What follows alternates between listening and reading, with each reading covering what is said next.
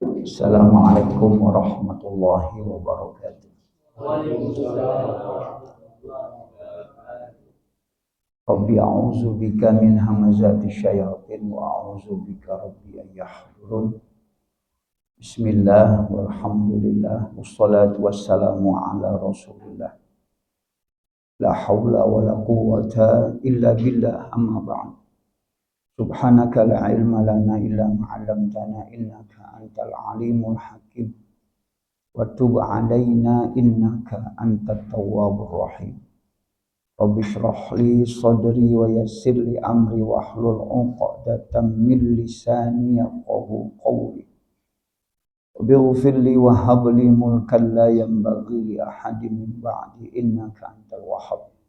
Ya Wahhab ya Wahhab ya Wahhab ya Razzaq ya Razzaq ya Razzaq ya Fattah ya Fattah ya Fattah. Ya Alim ya Alim ya Alim.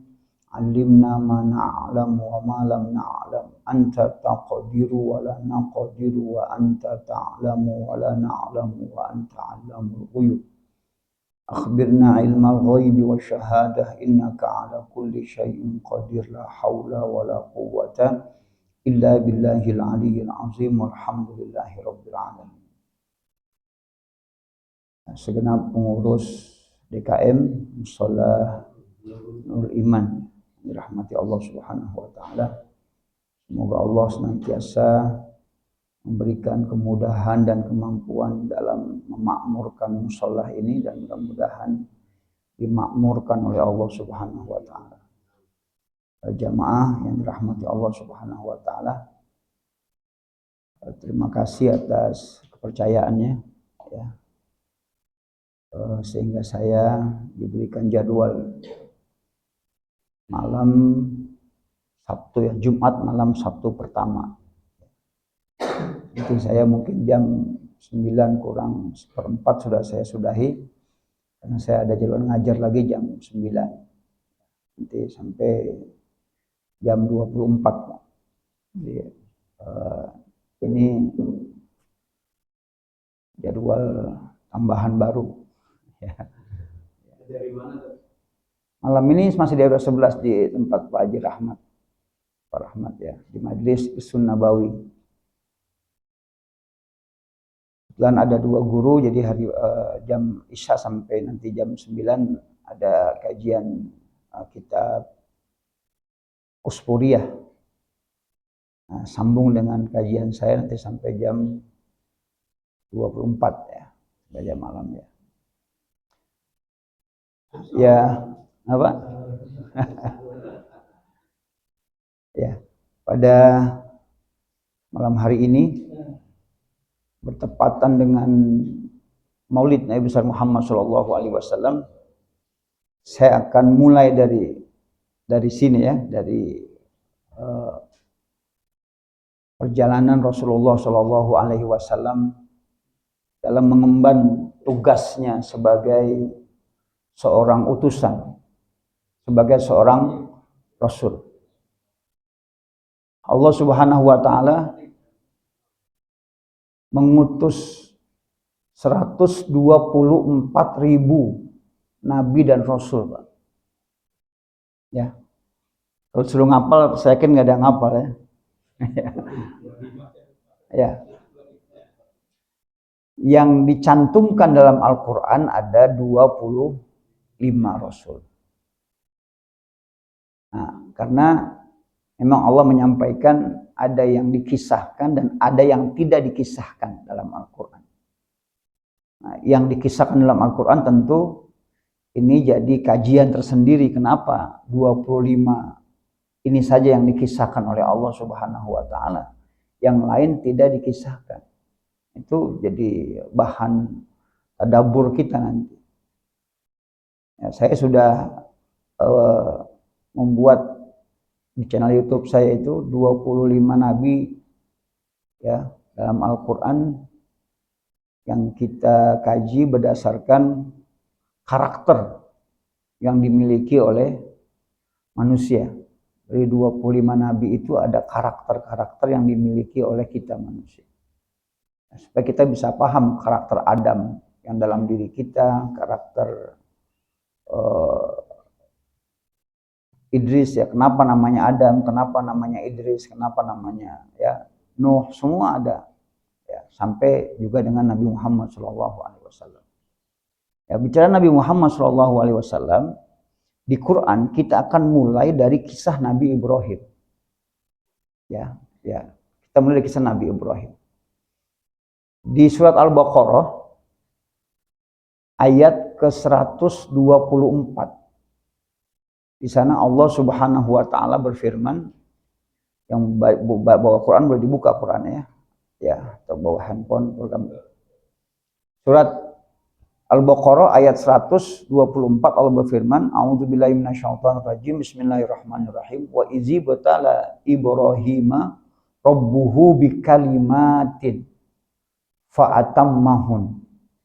Qala inni ja'iluka lin-nasi imama. Qala wa min zurriyyati. Qala la yanalu ahdiz zalimin.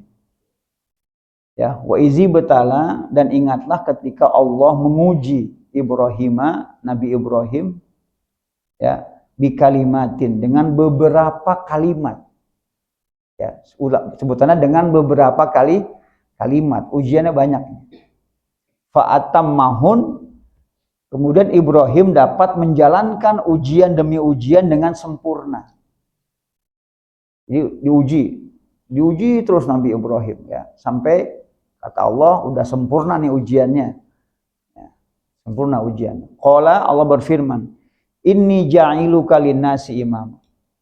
Aku mengangkat engkau Ibrahim menjadi imam bagi seluruh umat manusia. Jadi dilantik Nabi Ibrahim, ya, dilantik oleh Allah langsung sebagai pemimpin bagi seluruh umat manusia.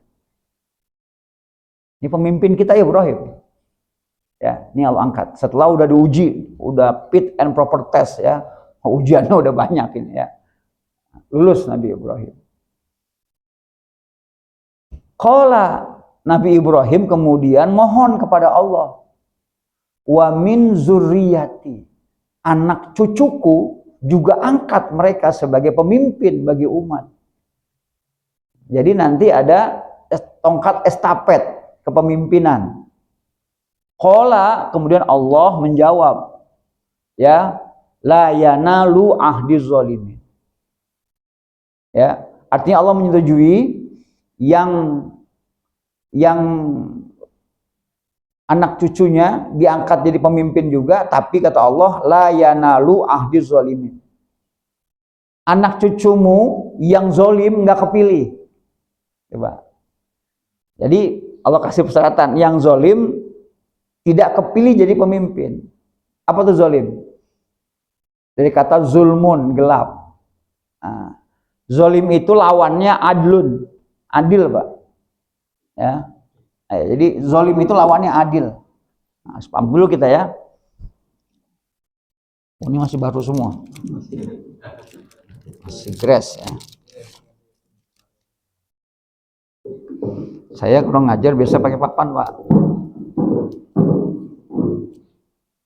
Oke. Jadi adil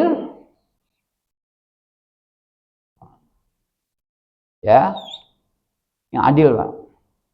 Lawannya zolim. Pak, lawan adil zolim. Apa tuh adil? Wad'u syai' fi mahallihi, menempatkan sesuatu pada tempatnya, itu namanya adil. Zolim itu kebalikannya, la wad'u syai' fi mahallihi, tidak mampu menempatkan sesuatu pada tempatnya. Itu zolim. Maka orang yang tidak mampu menempatkan pada tempatnya tidak layak jadi pemimpin. Itu, Pak. Jadi layak pemimpin nggak pemimpin itu Pak, kemampuan. Kemampuan asli seorang pemimpin itu adalah adil. Maksudnya ya, pemimpin yang adil ya gitu ya. Karena memang Quran menyebutnya terbalik. Quran sebut dulu ya bahwa yang zolim tidak terpilih. Nah, zolim itu lawannya adil. Apa tuh adil, Pak? Menempatkan sesuatu pada tempatnya. Apa tuh zalim? Tidak menempatkan sesuatu pada tempatnya. Jadi kalau ada orang yang tidak punya kemampuan menjadi pemimpin, diangkat jadi pemimpin kan berarti masalah, Pak. Ya, itu. Ini Ibrahim udah minta kepada Allah itu permintaannya. Jangan cuma dia yang diangkat jadi pemimpin, tapi zuriat. Jadi kalau bahasa Arab Pak tuh zuriat itu berarti anak cucu Pak, turunan tuh semua Pak. Kalau kita istilah 7 turunan ya. Anak, cucu, cicit, canggah, utak-utak, ya gantung siwur. Nah, coba ya. Ada sampai 7 ya. 7 orang Jawa apal tuh ya. Orang Betawi nggak punya itu. Ya, ada gantung siwur, ada utak-utak ya. Ada tuh 7 turunan. Nah, ini udah diplot oleh Allah Subhanahu wa taala. Ya. Anak cucunya jadi pemimpin. Ya. Bapak apal anak Nabi Ibrahim? Nabi Ibrahim itu yang dicantumkan dalam Al-Qur'an, nanti ada kisahnya, disebut 2 istrinya ya. Istri pertama namanya Sarah. Sarah itu sampai usia 80 tahun belum punya anak. Ya. Sarah itu sepupu Nabi Ibrahim. Dia nikah dengan sepupunya. Itu nanti yang jadi fitnah karena saat beliau dari negeri Babilonia, terus ujian pertama di sana dengan ayahnya, ujian kedua dengan Namruz, terus dia harus hijrah keluar dari negeri lahirnya ke negeri Ur. Di negeri Ur mengalami kering kerontang, ya panas panjang, kemudian bergeser lagi sampai ke Palestina di Hebron. Di Palestina juga mengalami kering yang berkepanjangan, terus berangkat lagi, minggir lagi ke Mesir. Di Mesir ketemu Fir'aun. Nah, Fir'aun itu gelar raja Pak ya. Jadi ada juga Fir'aun zaman Nabi Musa. Nah, di Mesir itu raja Fir'aun, ya Farao. Fir'aun pada zaman Nabi Ibrahim. Nah, itu punya kebiasaan, punya keburukan. Itu senangnya sama istri orang. Jadi dia senang sama istri orang. Makanya begitu Nabi Ibrahim datang membawa istrinya, udah dikasih tahu nanti hati-hati Ibrahim, jangan bilang ini istrimu. Ya, pokoknya jangan sampai itu, kalau ini pasti direbut. Nah, akhirnya dia bilang ini sepupuku gitu. Ini sepupu saya, namanya Sarah. Hilang tuh seleranya tuh, nggak jadi godain. Tumbuh kasihan, oh kasihan juga Ibrahim nggak punya istri gitu Pak. Maka diberilah istri hadiah. Istri hadiah namanya Hajar. Jadi Hajar Pak bukan pembantu. Hajar bukan budak. Ingat ya, Hajar itu adalah wanita yang dirawat oleh raja Pak. Jadi di kerajaan Pak, Hajar itu adalah bangsawan. Ini nanti yang jadi alasan kenapa orang-orang Nasrani Yahudi tidak mengakui ya Ismail sebagai anak Ibrahim, dan Nabi Muhammad dia tidak dianggap sebagai nabi karena nggak layak jadi nabi. Kenapa? Karena Ismail itu ibunya adalah seorang budak. Nah itu, ini fitnah pertama ini. Maka mereka nggak mengakui Nabi Muhammad bukan karena itu, nggak mengakui karena Muhammad zuriat dari seorang istri Hajar itu sebagai seorang budaknya Sarah. Padahal di dalam Injil saya kita dapat informasi bahwa Sarah Hajar itu adalah wanita hadiah dari Raja Fir'aun untuk Ibrahim. Nah, itu bukan budak, dia adalah wanita yang dirawat di kerajaan. Jadi bangsawan. Ini yang membatalkan pemahaman mereka bahwa Muhammad itu keturunan budak. Nah, kita terus percaya Pak bahwa Hajar itu adalah budak. Ya, jadi dari Hajar kemudian nanti akan dapat anak namanya Ismail. Ya, Ismail. Ismail nanti kemudian akan ditinggal di Bakkah, Mekah sekarang. Itu ceritanya, saya nggak akan cerita panjang lebar soal itu. Ismail ya sama Hajar dipisahkan atas perintah Allah tinggal di Bakkah. Nah, ketika dia tinggal di Bakkah itulah kan kemudian ya berangsur-angsur besar ya. Awalnya nggak ada kehidupan di sana, ada kehidupan karena ada Zam-Zam. Orang Arab selalu mencari air kan, Zam-Zam. Jadi Ismail dengan ibunya ada Zam-Zam, hidup dengan Zam-Zam. Mulailah berdatangan orang dari Yaman, ya Arab asli ini, al-Arabu al-asliyu, al-Arabu al-asliyu. Arab yang asli itu Yaman. Jadi Nabi Ismail orang Arab bukan? Bukan. Keturunan dari Babilonia, kemudian nanti dia lahir di Palestina, di Hebron. Hajar orang Mesir. Mereka kemudian atas perintah Allah tinggal di Bakkah, ditinggal di Bakkah berdua. Karena ada mata air, ya orang Arab itu kan mencari air, Pak. Apa tuh kata Arab itu, Pak? Itu sama kata i'rab dalam bahasa Arab, belajar bahasa Arab. Apa tuh i'rab? Perubahan. Jadi berubah-ubah, Pak. Bisa jadi fathah, jadi kasroh, jadi domah, jadi sukun tuh, Pak. Nah, itu namanya i'rab. Arab itu pindah-pindah, berubah-ubah, Pak. Mereka pindah. Cari oase habis, pindah lagi. Zam-Zam nggak bisa habis. Setelah itu ada kehidupan. Orang-orang dari Yaman yang datang. Ya, jadi orang Yaman tuh Arab asli disebutnya. Nah, Ismail Hajar disebutnya Al-Musta'ribah. Arab pendatang. Arab pendatang. Jadi bukan Arab asli. Jadi Nabi Muhammad bukan Arab asli, Pak, kalau dari silsilah. Karena ya moyangnya bukan dari Yaman. Ya, bukan Yaman moyangnya itu. Nah, namanya Al-Musta'ribah. Arab pindahan. Kemudian menetap di Arab, lahir beranak di Arab, tapi asal usulnya bukan dari Arab.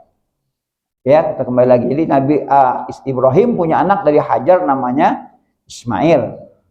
Ismail ya nanti kemudian punya anak 12, laki-laki 1 perempuan. Itulah yang akan jadi pemimpin di Arab, Pak. Jadi kepala-kepala suku di Arab tuh sampai ke bawah nanti Nabi Muhammad SAW itu adalah keturunan Ismail. 12 anak laki-laki jadi pimpinan seluruh jazirah Arab, 1 perempuan. Jadi 1 perempuan akan nikah dengan anaknya Nabi Ishak. Jadi sepupuan, masih ada sepupuan. Nah itu sejarah pemimpin ya. Dan Nabi Ibrahim punya anak kemudian dari Sarah, usia 80 tahun, Sarah punya anak namanya Ishak. Ishak ini kemudian nanti punya anak 2, Ish dan Yakub. Ya, nanti Ish nikah dengan anak Nabi Ismail yang perempuan. Yakub ini punya gelar. Apa gelarnya? Israel. Jadi Yakub punya nama laqab, nama gelar namanya Israel. Maka nanti Yakub punya anak 12, anak keturunan Yakub namanya Bani Israel. Sampai kepada Nabi Isa alaihissalam, itu semua tuh anak cucu zuriat Nabi Ibrahim dari Bunda Sarah. Dari Bunda Sarah ya. Itu yang jadi nabi-nabi itu. Ya. Jadi dikabul doanya oleh Allah Subhanahu wa taala, ada yang jadi kepala suku, pemimpin, ada yang jadi nabi. Kemudian Nabi Ibrahim punya istri yang ketiga. Istri ketiga ini ya bernama Konturoh. Ya, Konturoh, keturah. Nah, ini ada di Injil lengkap disebut berulang-ulang ini. Ya, di Injil disebut lengkap berulang-ulang. Konturoh punya anak 6 dari Nabi Ibrahim. Yang pertama namanya Jimran, yang kedua namanya Yoksan, yang ketiga namanya Medan, yang keempat namanya Midian, ya atau Madian, yang kelima namanya Su'ah, yang keenam namanya Subak. Ada 6 anak. Ya ini. Bunda Konturoh itu dapat gelarnya Umi Jawi. Itu yang sering kalau kita itu searching itu ada istri Nabi Ibrahim orang Nusantara gitu, Pak. Umi Jawi, ibunya orang Jawa. Ini nanti yang menguasai Asia. Seluruh Asia dikuasai oleh anak-anak keturunan dari Nabi Ibrahim dari istri ketiga. Salah satu dari cicitnya, ya, dari cicitnya si Midian nanti jadi nabi, namanya Syuaib.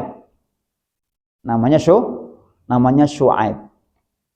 Itu nabi-nabi. Jadi raja-raja Nusantara, Pak, itu ada keturunan dari Nabi Ibrahim alaihissalam. Dari namanya Umi Jawi. Emaknya orang Jawa, Pak. Namanya Konturoh atau Keturah. Nah, dalam kitab tafsir Ibnu Katsir dia menyebutkan ada istri keempat. Namanya Hajun bin Amin, binti Amin. Anak kelima. Tapi nggak disebut, nggak didetail namanya siapa saja. Yang saya sudah buka di Perjanjian Baru itu, ya, di kitab Kejadian, yang disebut hanya Konturoh. Hajun bin Amin nggak disebut. Tapi dalam Ibnu Katsir disebut ada istri keempat namanya Hajun bin Amin. Ya, anak kelima juga nggak disebut siapa saja namanya. Tapi kalau yang ketiga nih namanya lengkap disebut di data. Ya, itu yang nanti menguasai Asia Tenggara. Ya, jangan-jangan bapak juga nih zuriat Nabi, ya, Nabi Ibrahim, entah dari anak yang mana. Ya, karena katanya Jimbaran itu nanti akan jadi nama Jimbaran di Bali. Kemudian Yogyakarta akan jadi nama Yogyakarta. Asal mula, tapi ini kan cocokologi mungkin, ya, kita nggak tahu karena manuskripnya kita belum dapat lengkap. Ya, di Injil hanya disebut nama, anak, dan semuanya. Ya, beberapa generasi disebut. Yang makamnya di samping ayahnya, jadi kalau bapak doa nanti ke Israel, ya, bapak ke Yerusalem, kalau ziarah ke makam Nabi Ibrahim, di samping Nabi Ibrahim ada makam namanya Midian. Nah, dari anak siapa Midian? Nah, itu anak Konturoh. Anak Konturoh itu. Kalau bilang selalu bapak bukan silsilah Nabi, pasti ada namanya Midian. Ya, dari mana Midian? Kan salah cuma satu, punya Ishak. Hajar cuma satu, punya Ismail. Berarti ada istri lain. Nah, itulah Konturoh. Ya, Konturoh itu. Midian, makamnya persis di makam Nabi Ibrahim alaihissalam. Ada sebelah sana lagi namanya makam Luqmanul Hakim. Yang disebut Quran, ya, nama surat Luqman itu, Luqmanul Hakim. Nah, kita balik lagi, yang tadi diminta oleh Nabi Ibrahim supaya anak cucunya diangkat juga jadi pemimpin bagi seluruh umat. Jadi secara keseluruhan di benua itu semuanya sudah dikuasai oleh anak-anak keturunan Nabi Ibrahim. Baik yang jadi nabi, yang jadi rasul, maupun yang jadi raja-raja. Ya, ada kitab namanya Al-Muluk fil Buldan. Nama raja-raja yang ada di seluruh negeri. Ada kitabnya, Pak. Ya, Al-Muluk fil Buldan. Itu ada raja dari kita, dari Nusantara, namanya Sri Baduga Maharaja. Dalam kitab itu disebutnya Sri Baduga Malikul Hindi. Ya, min Konuh, dari Galuh Purba, Pak. Jadi disebut di dalam itu Konuh, Galuh. Dan dia pernah berjumpa Rasulullah 2 kali di Mekah, 1 kali di Madinah. Dan beliau masuk Islam, ya, dari Rasulullah. Masuk Islam dari Rasulullah, dapat surat dari Rasulullah yang bawa 10 orang sahabat datang ke Nusantara, ke Galuh, ada di Ciamis, Ciamis dan sekitarnya. Dan beliau kasih hadiah berupa gerabah dari tanah liat dan jahe, yang dikatakan ini obat segala penyakit dari negeri kami. Hadiah untuk Rasulullah. Jadi Rasulullah pernah minum wedang jahe, Pak. Itu tercatat di beberapa kitab sejarah, ya, ada biografinya. Ya. Jadi nyampe ke Indonesia, Pak. Ya, lanjut lagi. Jadi anak-anak ini nih semuanya yang kemudian nanti diangkat jadi nabi, jadi rasul, dan jadi pemimpin. Apa permintaan Nabi Ibrahim alaihissalam pada ayat 129-nya? Tadi kan sudah 4, ya. Sejarah Nabi Ibrahim bangun Ka'bah, sudah jadi Ka'bahnya di Mekah, berdoalah kepada Allah, di antara doanya itu di ayat 129. Rabbana wa ba'as fihim rasulam minhum yatslu alaihim ayatika, gitu ya. Terus wa yu'allimuhumul kitaba wal hikmata wa yuzakkihim. Ya, itu doa Nabi Ibrahim. Rabbana, ya Tuhan kami, wab'as fihim, utuslah di tengah-tengah mereka. Tapi menggunakan kata bahasa. Bahasa ini Pak artinya kebangkitan, Pak. Bangkitkanlah itu. Kalau bahasa ya.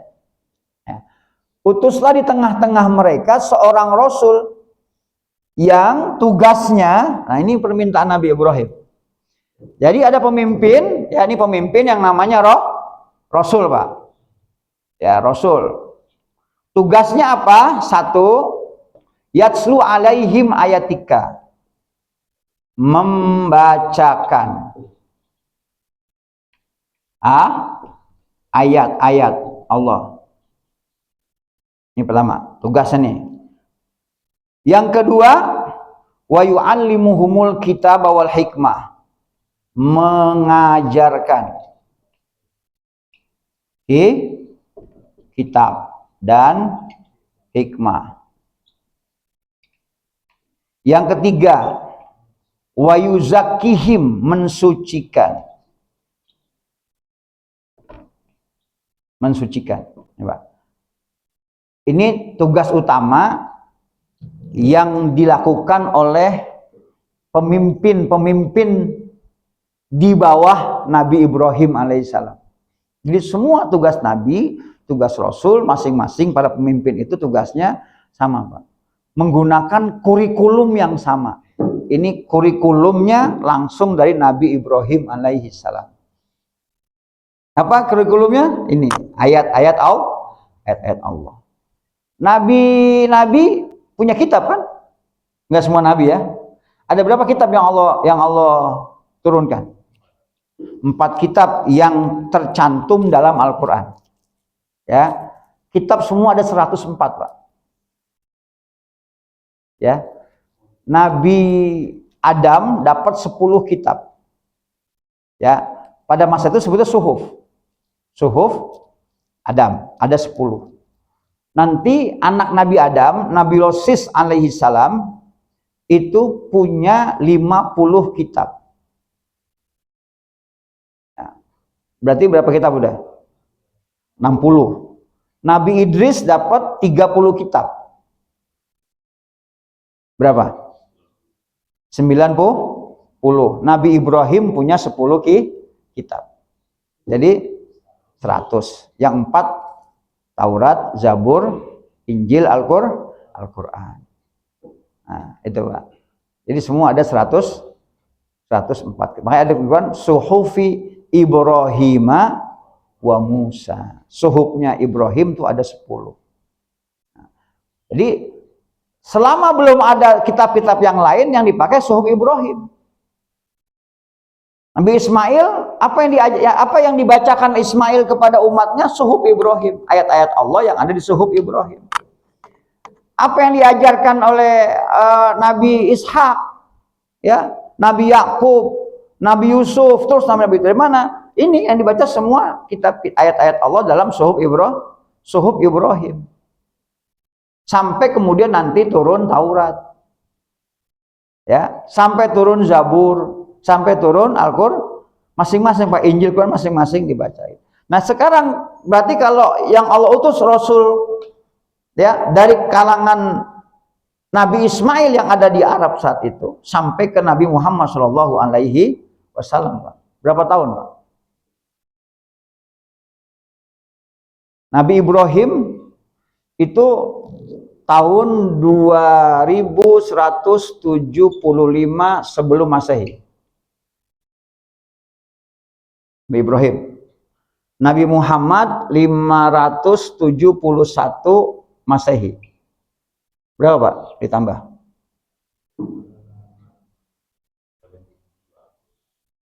Ini 6. Ini 4 tambah 7. Ini, Pak. Berarti dari Nabi Ibrahim berdoa baru dikabul 2746 tahun kemudian. Kurang lebih ya seginilah ya. 2700, Pak. Jadi Bapak jangan bodoh pengen dikabul doanya. Ini Nabi Ibrahim. Ya. Jauh, Pak ya? 2000 tahun lebih. Kalau dari silsilah Muhammad bin Abdullah bin Abdullah sampai ke Nabi Ibrahim itu 63, Pak. Ya, 63 silsilah. Ya. Dari Nabi Muhammad ke Nabi Ibrahim, Ibrahim bin Muhammad bin Abdullah bin Abdul Muthalib bin siapa? Bin Hashim bin terus sampai ke Adnan, terus sampai ke atas Qusay, ya, sampai ke Nabi Ibrahim 63. Bapak apa berapa? Ya, 7 nggak hafal, Pak? Saya cuma 5 hafal ke saya. Saya Syarif bin Nasir bin Madani bin Lian bin Pion. Itu doang, Pak. Ya, yang lain saya nggak hafal. Ya, cuma segitu. 7. Ya, kalau Bapak nanti tahu tuh, oh berarti Bapak sampai kemana nih. Kalau mau tahu Bapak harus minta ke ahli nasab, ya. Oke, jadi ini Pak tugasnya. Ya. Kemudian Allah jawab tadi doa Nabi Ibrahim setelah ini, Pak. Ya, kalau Nabi Muhammad kemudian nanti dia akan jadi Rasul 40 tahun, Nabi Ibrahim ini berdoa umur 75 tahun, Pak. Ya kurang aja dikit ya. Ya kurang lebih 2600 tahun yang lalu, Pak. Ya. Surat kedua ayat 151. Buka, Pak. Allah mulai, ya, Allah kabulkan doanya. Surat kedua ayat 151.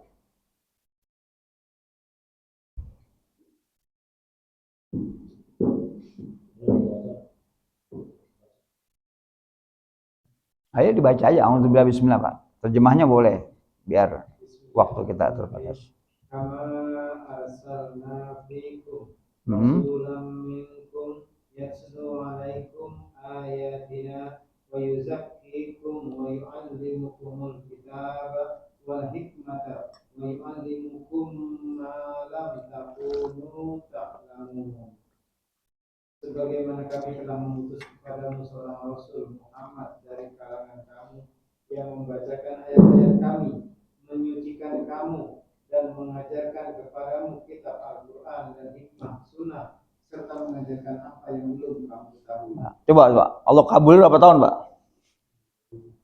2000-an tahun, Pak.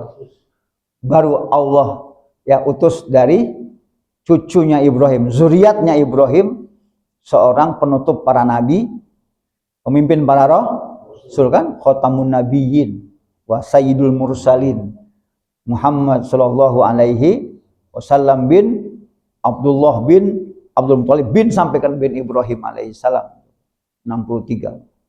Ini tugasnya apa? Ini sama nggak? Membacakan ayat.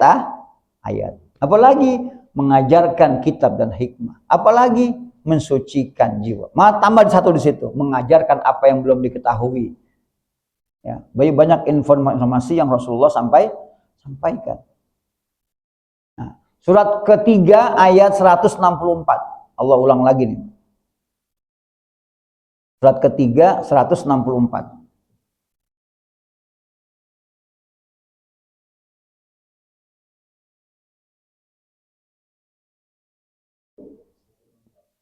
Ya.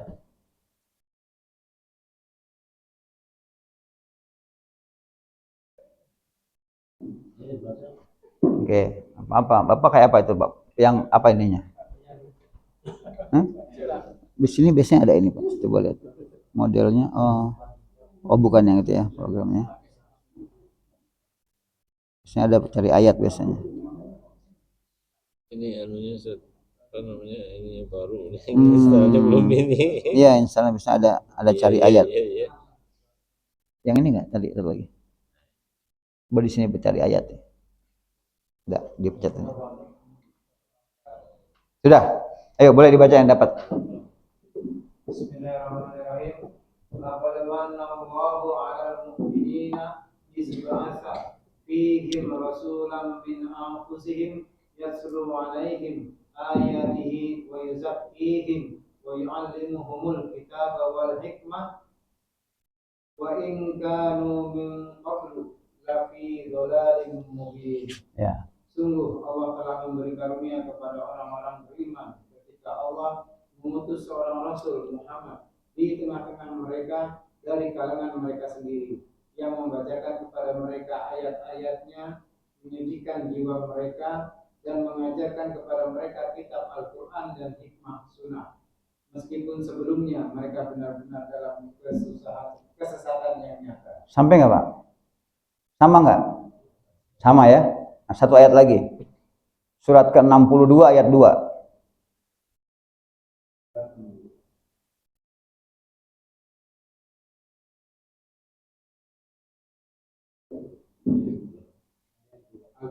Iya.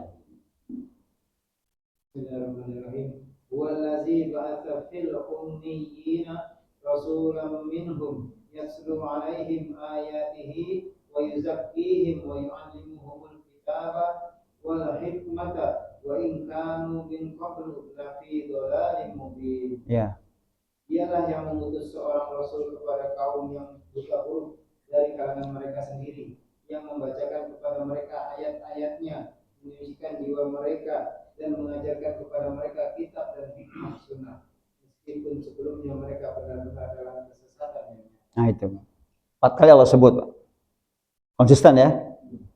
Ya, jadi apa yang nabi-nabi lakukan? Ya sesuai dengan yang Nabi Ibrahim minta. Ini kurikulum dari Nabi Ibrahim. Pesannya begitu. Kalau kamu jadi pemimpin, tugasmu penting ini. Bacakan ayat, ajarkan kitab dan hikmah, kemudian sucikan mereka. Kalau itu dilakukan, maka kita akan sukses. Di mana ada bukti sukses? Tadi 2 ayat terakhir.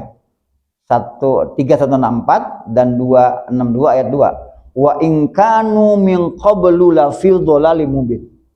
Meskipun mereka pada saat itu mereka itu sangat sesat yang nyata. Bagaimana cara merubah orang jahiliyah menjadi Islamiyah gitu ya?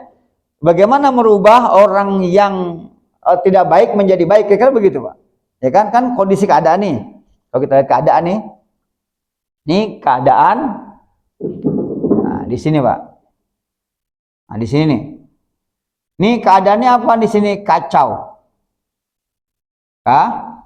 Kacau. Kalau ada orang yang ngaco, Pak, kira-kira apa yang membuat dia ngaco?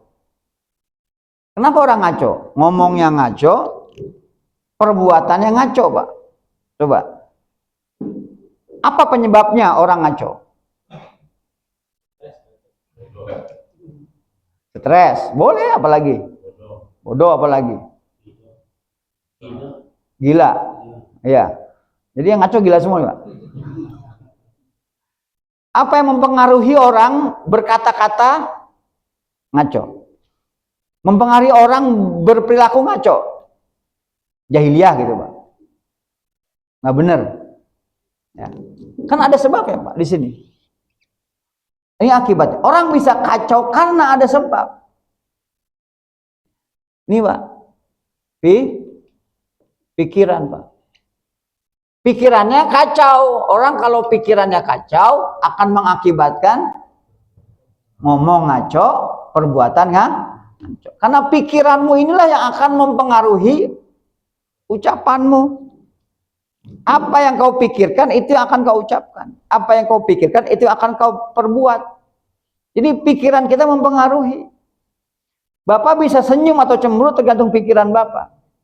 Kalau lagi mikirin mulai tanggal 6 Pak ke atas sudah mulai puyeng. Kenapa? Karena gaji 1,5.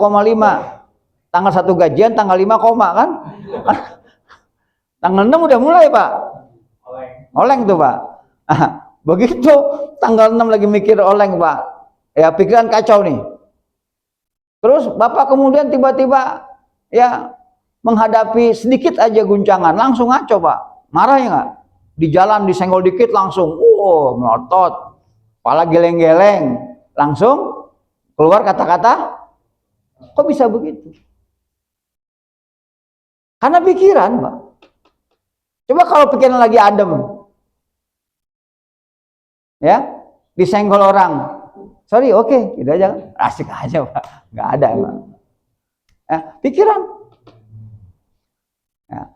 Orang yang pemikirannya teroris, Pak, Semua ngomongnya pasti terorisme. Orang yang pikirannya ya damai ya apa aja semua tergantung pada pikiran. Maka pikiranmu adalah ucapanmu dan perbuatan. Itu Plato udah ngomong gitu, Plato Pak, Socrates dulu udah ngomong gitu. Dari dulu udah ngomong gitu. Ya, dirimu adalah pikiranmu. Ya, nasibmu adalah pikiranmu. Kan ada di sini. Nah, pertanyaan berikutnya adalah apa yang membuat pikiran kacau? Dari sini, Pak. Apa yang membuat pikiran kacau? Coba. Kalau selama ini ya para pemikir-pemikir itu dari mulai Plato ya terus ke bawah, mereka fokus pada pikiran lain dengan Nabi Ibrahim, Quran Basma. Dia menyatakan bahwa ada penyebab pikiran kacau. Jadi kalau mau merubah ini bukan di sininya, rubah di sininya.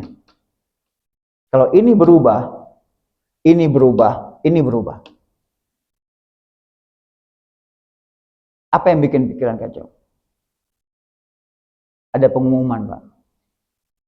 Ya, innalillahi wa inna ilaihi rajiun. Mulai besok gaji turun. Ya. Gaji turun, Pak. Kemudian ya segala macam tunjangan juga ditiadakan. Apa kira-kira tuh, Pak? Apa yang kalau karyawan apa tuh yang dipikirin, Pak? Nah itu, Pak. Jadi ngaco nggak, Pak? Jadi kejadian kemarin tuh ya, orang yang berperilaku yang aneh-aneh. Dengar informasi. Jadi yang bikin pikiran kacau itu informasi. Ya, informasi. Data, Pak. Data.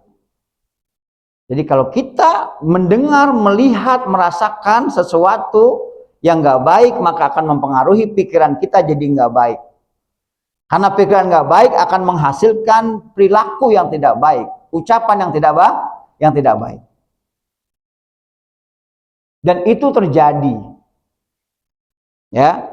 Maka bagaimana sekarang supaya mereka tadi wa inkanu min qablu la fil dhalalin mubin, yang kemarin mereka kacau-kacau itu perbuatan sesatnya nyata karena pikirannya yang kacau, pikiran kacau karena data yang masuk, yang didengar itu, yang dilihat itu, yang dirasakan begitu, maka akan mempengaruhi.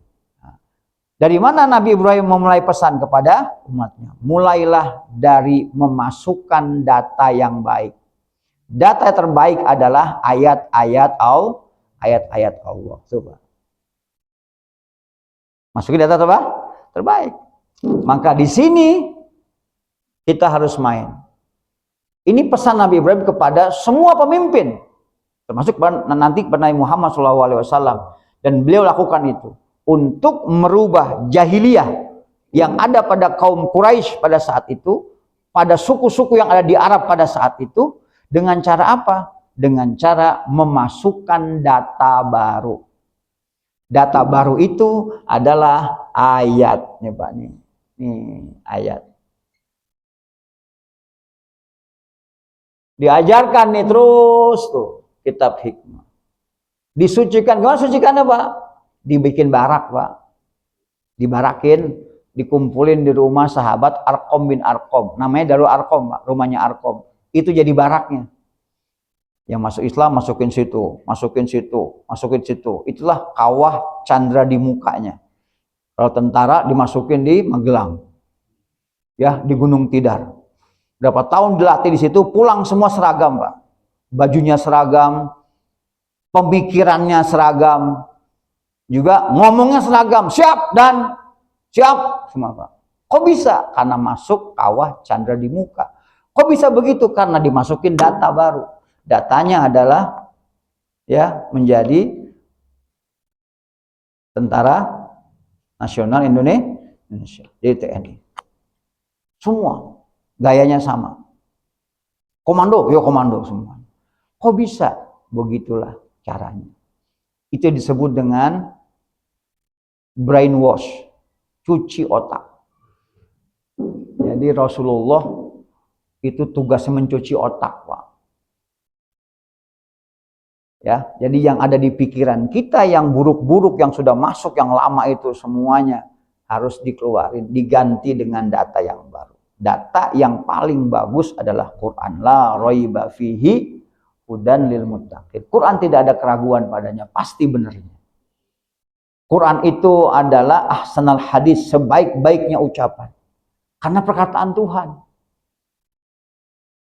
Nah, jadi kalau sekarang orang kacau, berarti dia nggak kemasukan data yang baik.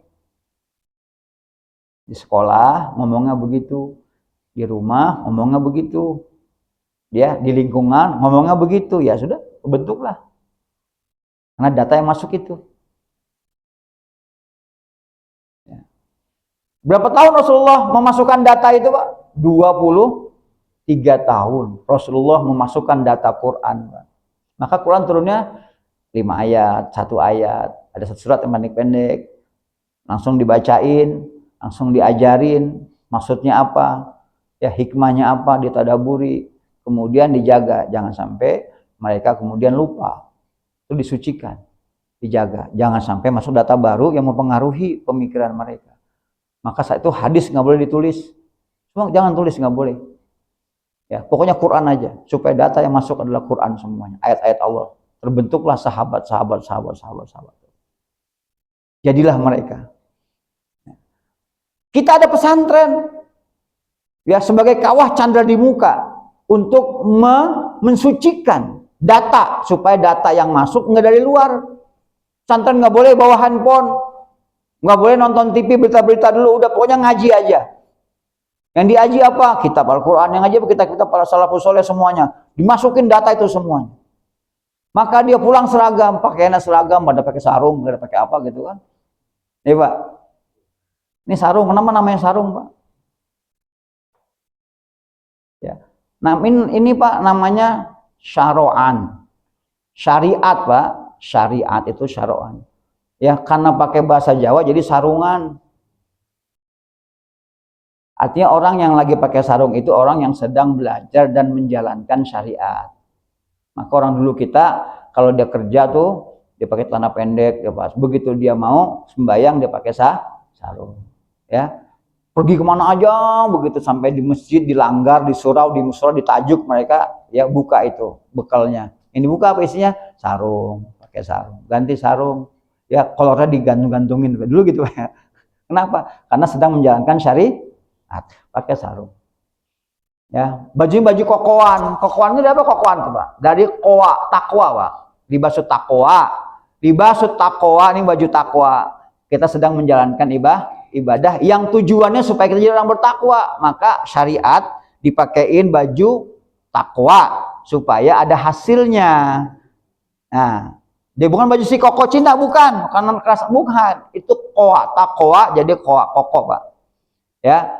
Kemudian orang yang udah menjalankan syariat, udah sampai ketakwaan, dia harus dipakein khufyah. Ini khufyah. Orang sebutnya kopiah. Khufyah itu artinya dia takut, dia tunduk, dia patuh, dia nggak sombong, dia nggak takabur, Pak. Jadi kalau dia udah pakai syariat, dia udah pakai baju bertakwa, maka dia harus jadi orang yang tunduk, patuh, takut sama Allah, takut melanggar aturan, takut dia nggak bisa mengerjakan kewajiban, pakai kopiah. Jadi ini semua adalah siloka. Simbol-simbol yang dibuat, cuma kita nggak paham. Coba diganti pakai pakaian Arab, ya pakai gamis. Gamis itu bukan pakaian, nggak ada silokanya. Gamis itu dipakai karena orang Arab itu panas, ya dia pakai putih supaya mantul kan, jadi mantul. Dia pakai harus dibuka begini semuanya, so karena dia panas supaya ada angin masuk, Pak, sehingga dia tidak kena penyakit kulit. Anginnya terus keluar dari semua tempat, semua lega. Sementara kita kan enggak sepanas itu. Ya, kita bawa kemari. Dia pakai bukan pakai khufyah, dia pakai sorban di kepala, diikat Pak, diigel. Kenapa? Karena kalau nggak diikat nanti kena angin kabur, Pak. Kan anginnya besar. Mereka panas dipakai tutup begini. Ini tutup iketan buat menggembala. Ya. Dibuka buat menggiring gembalanya. Nah di sini Pak, diikat ya supaya nanti dia nggak panas dan dia nggak kena angin, nggak kabur. Dipakai juga buat gembala. kita pakai di sini. Coba. Padahal ya inilah yang asli dari kita. Yang semua ada siloka yang dibuat. Sarungan. Iya. Seperti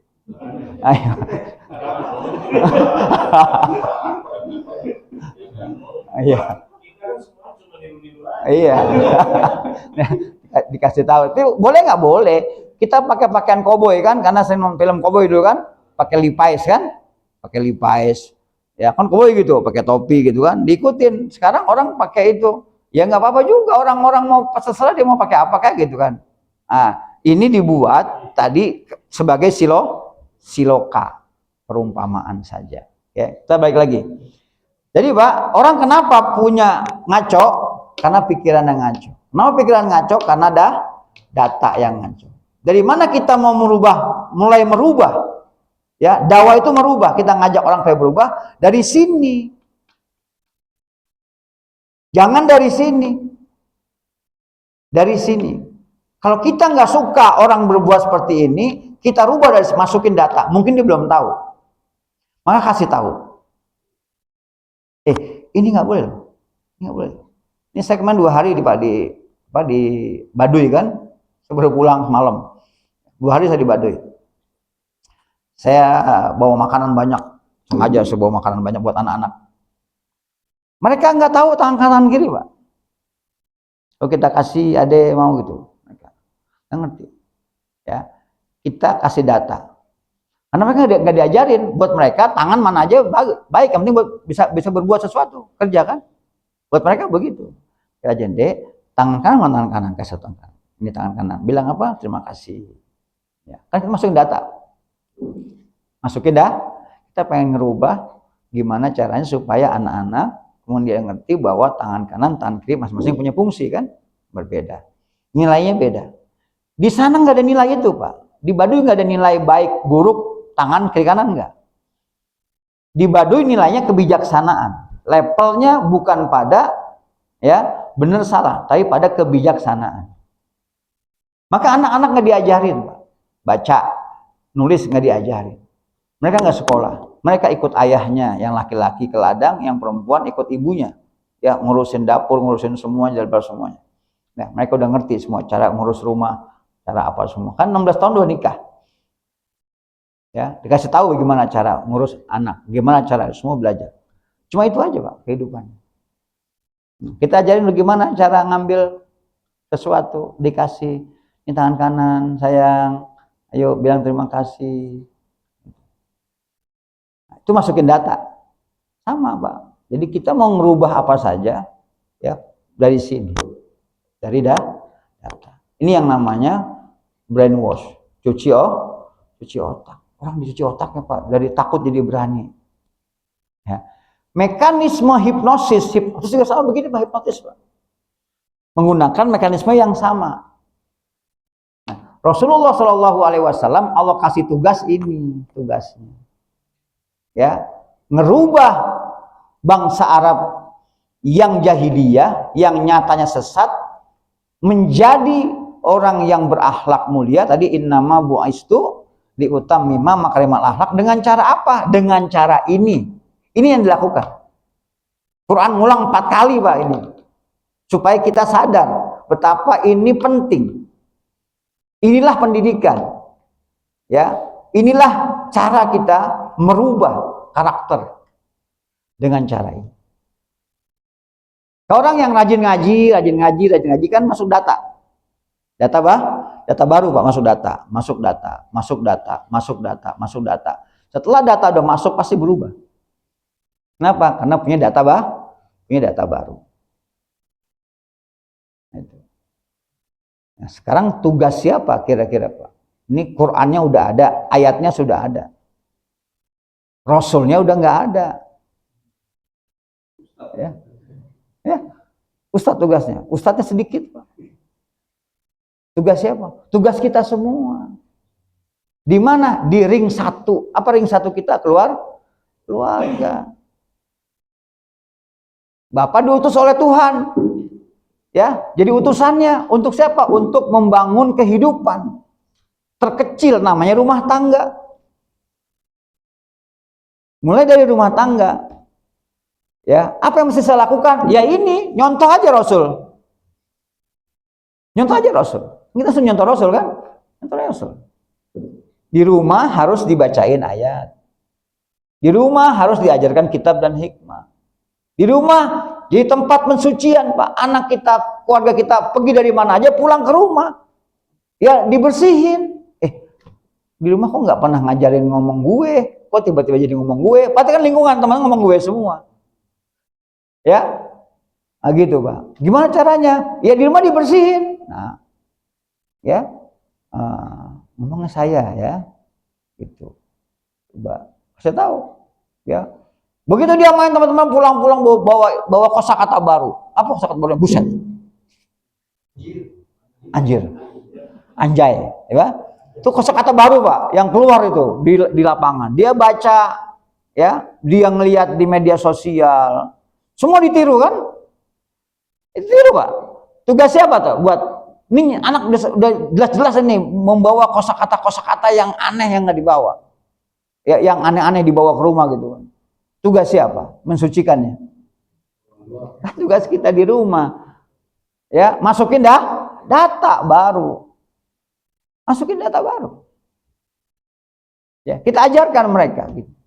Bersihkan data yang tadi kita nggak suka. Ulang-ulang. Gitu Pak. Kalau ini kita lakukan berarti kita sedang menjalankan tugas kerasulan. Nggak usah nunggu ustadz dulu. Ustadznya, ya, tugasnya banyak. Anaknya juga banyak. Coba. Saya pindah ke sini. Ya, waktu saya nikah, saya menetap di sini dengan tradisi orang-orang Betawi sini ya, joglo ke sini gitu kan beda jadinya. Saya, ya, istri saya dari Jawa juga punya kebiasaan yang berbeda gitu. Ya, anak kita ajarin, tiba-tiba pulang dari rumah temennya, pulang main, lain lagi kata-katanya. Ada hal yang baru yang kita nggak ajarin. Oh kok gitu? Berulang-ulang Pak. Oh capek juga. Bilang sama istri saya, kumpulin anak tetangga di rumah, bareng-bareng ajarin, supaya kita nggak capek. Ya, akhirnya kita kumpulin anak tetangga, kumpulin, ya. Nah, kita bikin, ya, pembiasaan akhlak Al-Quran usia dini, PAAUD, bukan PAUD Pak, PAUD, pakai apa namanya, mad tabi'i, pembiasaan akhlak Al-Quran usia dini, karena anak-anak butuh pembiasaan. Anak-anak nggak ngerti dikasih nasihat, nggak ngerti, pembiasaan. Ya, apa yang kita biasakan namanya bebas komibah. Bebas komibah. B, berantakan maka rapihkan. Bas, basah maka keringkan. Ko, kotor maka bersihkan. Mi, miring maka luruskan. Bah, bahaya maka amankan. Itu Pak kurikulumnya. Karena udah kebiasaan mereka makan buang sembarangan, sambil jalan lari jajan buang sembarangan, di mana-mana. Di rumah juga sama. Bilang ini PR kita. Jangan cuma ngajarin anak kita, anak tetangga juga, supaya mereka, ya, kita nggak ngulang-ulang ngebersihin kan di rumah, ulang-ulang. Oke. Nambah banyak Pak. Akhirnya ya, cari teman-teman kan yang sevisi semisi dengan kita. Ayo mau nggak kurikulumnya ini? Ya tambah. Ya. Terus begitu. Ya, sekarang 4 sesi pada rumah saya dari pagi jam 8 pagi sampai jam 8 malam. Itu alumninya udah lebih 500. Nggak berasa itu. Ya. Masukin data. Anak kecil butuh pembiasaan. Oh begitu. Rupanya. Saya pindah. Saya pergi ke kafe-kafe. Saya dulu nggak main majelis taklim Pak, saya nggak main majelis taklim. Saya main di kafe-kafe. Saya keliling satu kafe ke kafe lagi, Saya nongkrong di Mahakam dulu. Ya, anak yang pada mabuk, pada apa semuanya, kita ajak ngobrol, kita diskusi. Ya, jadi saya nggak pakai begini. Ya, biasa pakai pakaian mereka kan, pakai Levi's, pakai kaos ya. Ada duduk, nongkrong, dodong. Itu hampir semua kafe di Blok M, hampir semua kafe di Kemang, hampir semua kafe-kafe di sampai Cikini Pak. ada IX, di sini ada FX, semua saya masukin. Kita nongkrong bawa mereka bareng, masukin data.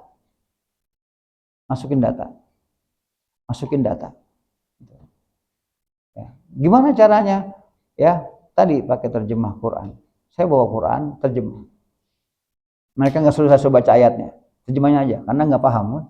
Nggak mau juga mereka baca Quran, nggak bisa. Banyak alasan, terjemahnya masuk. Ayo, ini begini. Oh, masa lalu begini, ini jalan keluar begini. Kaget juga mereka. Oh, gitu. Ya, setelah sudah mulai menyeluruh, baru saya masuk majelis taklim terakhir, masuk majelis taklim. Ini udah tahun yang ke-23. Nah, berarti sama saya ngikutin Rasul 23 tahun selesai tugasnya. Ini tahun yang ke-23 nih Pak. Saya mulai tahun 2002 saya mulai. Ya, masuk kafe ke kafe, masuk warung ke warung. Ya, sekarang nih tahun yang ke-23 tahun saya. Ya. Alhamdulillah udah kemana-mana, teman-teman yang buka di Palembang, yang buka di mana-mana. Ya, sudah menyebar luas. Apa yang kita lakukan? Melanjutkan tugas kerasulan. Enggak rubah yang lain. Membacakan ayat, mengajarkan kitab dan hikmah, mensucikan mereka.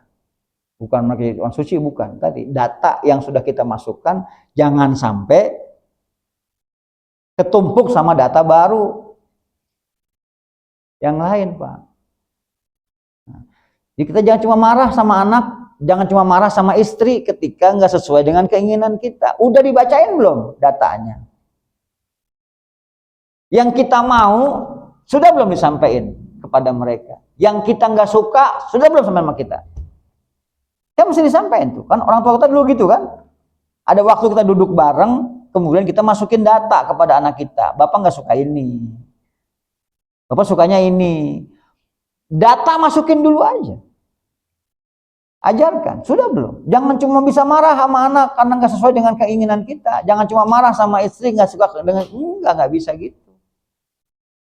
Tugas kita bukan marahin mereka. Tugas kita adalah tadi mensucikan mereka. Datanya apa dulu? Kenapa bisa begini? Ternyata dia nggak tahu kalau saya nggak suka dia begini. Datanya nggak masuk. Coba masukin data. Saya dari kecil anak saya katakan bahwa kamu semua anak-anak Abi Umi nanti harus masuk pesantren. Dari kecil Pak, saya dongeng tentang pesantren, saya cerita tentang pesantren. Pesantren itu enak, begini punya teman langsung banyak dari semua daerah kita ada teman dari provinsi ini, dari sini semua saya ceritain. Teman langsung banyak. Coba di rumah teman ini doang, nggak ada teman yang lain. Kamu bisa diskusi, tahu tentang. Kamu nanti bisa main ke daerahnya di sana. Kamu punya teman di sana. Wah, pokoknya Pak, itu masuk ke dalam data mereka. Sehingga begitu mereka kelas 5 SD sudah searching sendiri Pak. Anak saya dari pertama sampai ini searching sendiri. Saya nggak pernah ngasih tahu di mana pesantren. Saya nggak pernah ngasih tahu. Ya, yang pertama searching sendiri. Bi, aku mau kesini boleh nggak boleh? Data gitu. Oh ini boleh. Oh Bi, aku mau kesini boleh nggak boleh? Yuk. Saya nggak ada.